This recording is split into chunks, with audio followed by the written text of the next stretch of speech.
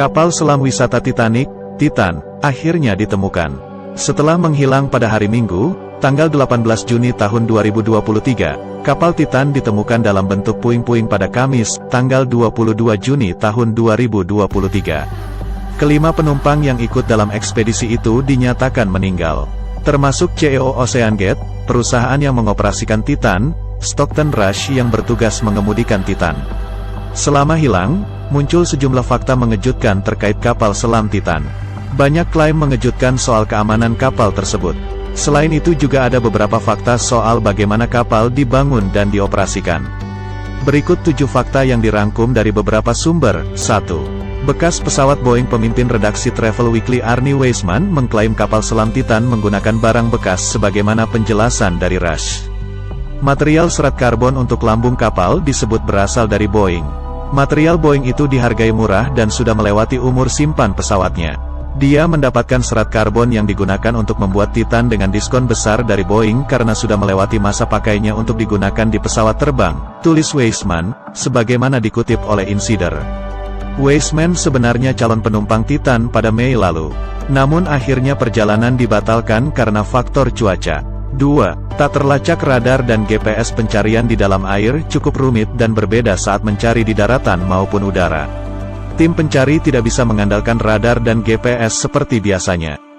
Air dan udara merupakan media yang berbeda. Air memiliki tingkat kepadatan molekuler lebih tinggi dari udara, yang membuat GPS dan radar tidak berfungsi karena terhalang dan terserap molekul. Sebagai gantinya dengan menggunakan gelombang suara atau sonar. Sistem ini memiliki frekuensi rendah. Sonar akan memantul pada objek dan menciptakan gema untuk bisa menemukan objek yang hilang dalam air. 3. Dikendalikan joystick. Murahan penumpang Titan diketahui harus membayar mahal hingga $250 orang per orang, 3,7 miliar rupiah, untuk ikut perjalanan tersebut.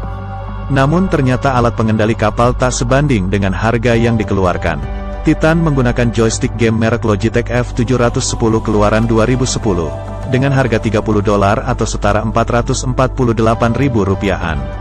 Ini diketahui dalam sebuah tayangan CBS Sunday Morning, yang memperlihatkan controller game dan sebuah layar komputer digunakan dalam kapal selam tersebut. 4. Ditemukan dalam. Sudah jadi puing saat ditemukan. Titan ditemukan dalam bentuk beberapa puing di dasar laut berjarak 1.600 kaki, 488 meter, dari haluan Titanic dan 2,5 mil, 4 km, di bawah permukaan. Sebenarnya kapal selam dirancang tahan pada tekanan sangat kuat, namun bisa saja terjadi kerusakan yang memicu kapal meledak, seperti kebocoran atau masalah listrik korslet.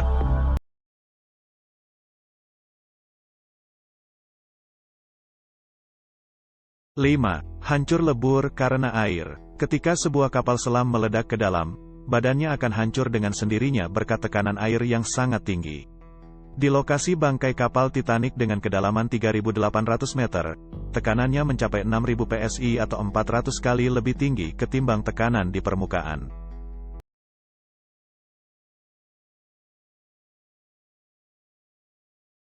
Sebenarnya, tiap kapal selam sudah dirancang untuk tahan terhadap tekanan yang sangat kuat.